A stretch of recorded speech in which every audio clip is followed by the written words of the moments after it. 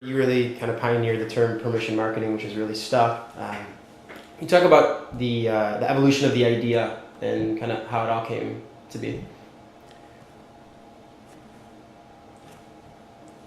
There's so many different ways to go at it, and one of the themes of your work is generally people hear the high points. They don't hear where you bumped up against things and where failures. It turns out that it's the failures that lead to almost all the change that happens. It's the market failures and the system failures that lead to you deciding to do things differently. Mm-hmm.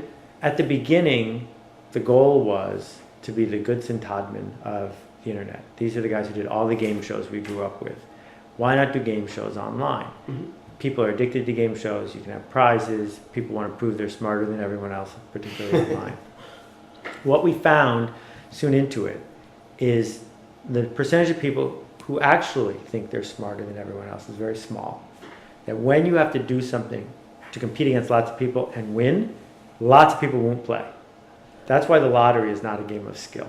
If the lottery was a game of skill, all those guys who line up at the bodega wouldn't enter because they're sure they have bad luck when it comes to proving that they're better. Because it's a game of chance, lots of people get involved. So over time, one of the things we learned is we had to dumb down the interactions we were doing with people if we wanted lots of people to participate. But why did we need lots of people to participate? It turned out our sponsors weren't as smart as we wanted them to be either. Our sponsors, we would go to them and we could say, we can get 1,000 people who are really into your product, who are really into this, mm-hmm. and will take action. Or we can get 100,000 people who sort of care and won't buy as many products as the 1,000. Which would you prefer? And over again, they said, give me 100,000. Sure. They wanted the internet to be like TV. And one of the magic powers of Google is that Google finally called the bluff of advertisers. And they said those little ads on the side of Google search aren't what you want, but they work. Take it or leave it. We didn't have enough leverage or enough money to pull that off. So we evolved the products that we were making to match what the sponsors were demanding and what the consumers would do. So our games at the beginning involved a lot of skill and were very fun to craft. Our games at the end took essentially no skill, but they were really fun to run because so many people did them. But to give you an example of how we evolved our technology, we started in 89 and 90 with games for Prodigy. Mm-hmm. And the game that I built for Prodigy had 3 million people playing it. It's the most popular product in their whole history. It made them hundreds of millions of dollars in user retention. And I wanted to take that technology to AOL and eWorld and CompuServe, but I didn't have the resources to build a new engine to run it every time. Mm-hmm. And the cost of building a new engine each time was more than they would pay me. But I realized that all the services had one thing in common. They all used email. This was before the web. Mm-hmm. And so we built the world's best email engine so that we could send out 1 million emails. People would read them, write back. We could understand what people wrote back, parse it, write back another note. And it was a very rich, complicated system. Mm-hmm. So AOL signed up, and we did a deal with Arid Extra Dry, the deodorant. Mm-hmm. Not fancy, but they were paying. What year was this? I'm sorry. This was 94, okay. Something like that. And AOL quickly became our biggest client. So we were running games for AOL, we were running games for American Express, and we were running games for Arid Extra Dry.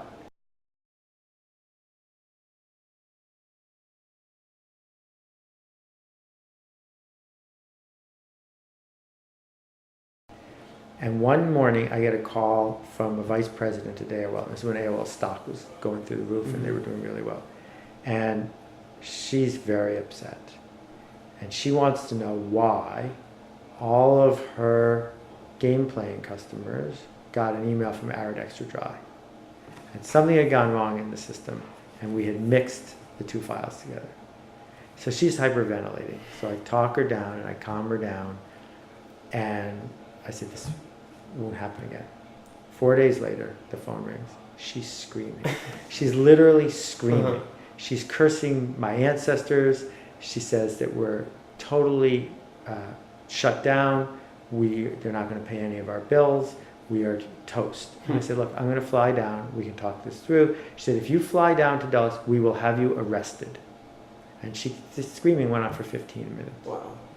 So I called my tech office in Boston. I said, Dan, it happened again. What's going on? So Dan said, oh my God. We went out and we hired this guy, way more than we could afford, triple what anyone else in the company was getting paid. Mm-hmm. Took them from a big company, and they worked all weekend to completely rebuild our systems. And it included a fail-safe so that the emails we were sending out wouldn't go to 100,000 people. They'd go to 5 of us. We'd approve it, then it would go to 100,000 people. Tuesday, the phone rings again, and it's Audrey screaming at me from AOL.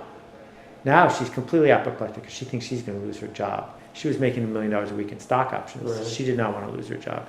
Here's this guy she hardly knows in New York who for the 3rd time has sent an antiperspirant email. And I called Dan, and if our office hadn't been in the basement in Boston, he would have jumped out the window. So I finally got Audrey to calm down enough to email me the email. It turned out only 5 people had gotten it. Our test had worked right, and it was just a sample. But that was a very long week because there was a whole company. Everything we had worked for, we were way committed in every way. And our biggest client just had a total meltdown. And it was our fault. Wow. Not easy. How did you get through that period? I mean, Well, you see, the choice, and I've had, a dozen episodes like that over 20 years. mm-hmm. And the choice when something like that happens, when it's all over, Mm-hmm. is either it's all over, Mm-hmm. in which case you go home. Sure. The cool thing about going home is you're still healthy. Right. You're not going to go to prison. You just go home. Mm-hmm. Give up. Or you say, guess what? Jordan will be here in 10 years. I'll tell him this story. And the story will be worth it because I'll have something to talk about. And Sure. you go on to the next day. Mm-hmm. And most of the time, that's what you do. Most of the time, you say, guess what? The history of every organization is written around events like this. Mm-hmm. They burned down the White House when the British came in the 1800s. We didn't give up. Right. You just build a new White House. It's okay. Mm-hmm. At the time, that's not how you feel. That's why you don't want to ever have an office that's too high off the ground with windows that open. But so if you look out there, it's only like a 2 foot into the, so it's fine. We were serious with them. We understood the pain that they were in. Mm-hmm. We took the actions that we needed to move forward, and we understood we could not make them happy. Right? We could keep them from suing us. We could keep them from, banning us from the premises. But they weren't going to call us back the next day and say, okay, now we're delighted. Mm-hmm. We had to earn our way back. And 2 years later, they were our biggest client again. That we had built enough consistency and built enough quality into what we were doing that we were still the best choice. And I don't think Audrey ever got over it, but that's okay. It's a big company. There were other people I could work with. Sure.